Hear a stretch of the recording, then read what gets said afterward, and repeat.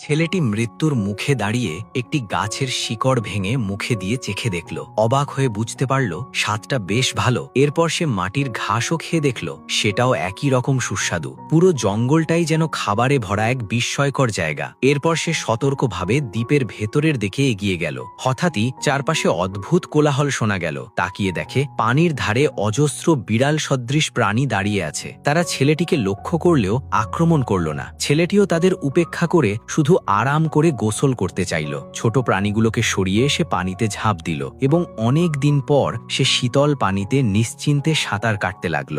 গোসল শেষে বিশ্রাম নিতে গিয়ে সে দেখল বাঘটিও সেখানে এসেছে। বাঘটি বিড়াল সদৃশ প্রাণীগুলোর শিকার করে খাচ্ছে, কিন্তু আশ্চর্যের বিষয় তারা পালানোর কোনো চেষ্টা করছিল না। বাঘকে তৃপ্তি নিয়ে খেতে দেখে ছেলেটির মুখেও স্বস্তির হাসি ফুটে উঠল। সে সেখানে ওই সময় একদম একা ছিল, তাই কোনো কাজ না থাকায় সে বেট অন গেমে ফিফা ওয়ার্ল্ড কাপ সিজনে অনুমান করে হাই অডসের পাশাপাশি দারুণ সব পুরস্কার উপভোগ করল।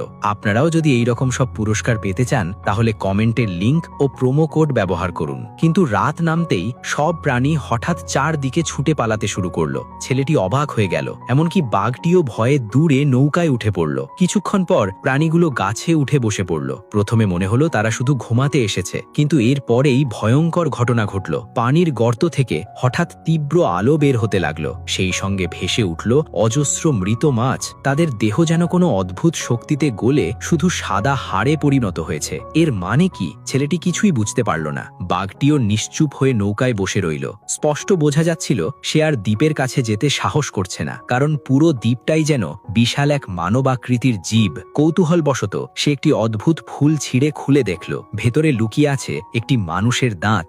দৃশ্যটি দেখে সে হতবাক হয়ে গেল। তার মনে হলো এ হয়তো মানুষ খেকো এক রহস্যময় দ্বীপ। তাই সে সিদ্ধান্ত নিল যত দ্রুত সম্ভব এখান থেকে চলে যেতে হবে। পরের দিন সকালে সে নৌকা ভর্তি খাবার নিয়ে রওনা দিল।